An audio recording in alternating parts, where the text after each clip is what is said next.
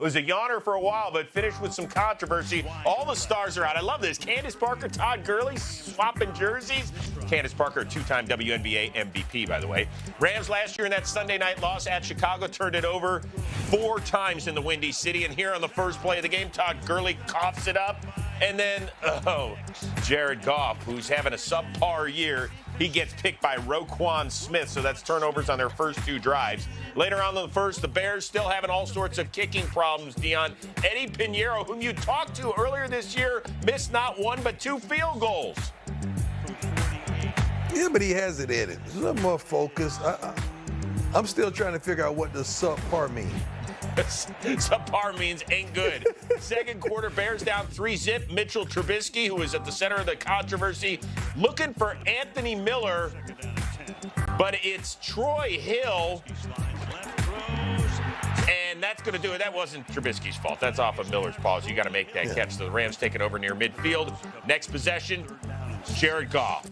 Looking for Cooper Kupp, who was held without a catch last week in Pittsburgh. He's got one, and he's into the end zone, or is he? Every scoring play is reviewed. It was actually knocked out inside the 1, so fortunately for the Rams, that's not a touchback.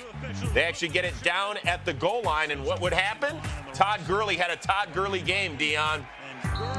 Todd Gurley still can run the football. I don't want to hear about injuries. I don't want to feel like he's not seeing the whole. This guy is still one of the best backs in the league. Bears being shut out in the third, but it's Trubisky to Tariq Cohen, who had his best game of the year, gets those tippy toes in, and Chicago is down just a field goal. It was his first game this year for Cohen with more than 50 yards from scrimmage. Kind of hard to believe. On to the fourth, Bears still down a field goal. Trubisky looking for Taylor Gabriel, but what's he doing on 3rd and 1, Dion?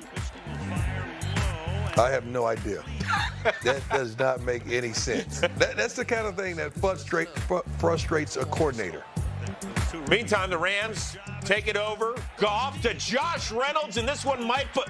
Oh, no. Don't say there's a flag on the... Oh, there is. For illegal formation. Yep. Kupp, Higbee, somebody's got to cover up the tackle. Neither of them did, so no touchdown. But 3 plays later, Goff to Josh Reynolds. That's 26 yards on the pitch and catch, and the Rams are inside the Chicago 25. And then 3 plays later, if it's not Todd Gurley, Dion, it's Malcolm Brown who gets it done.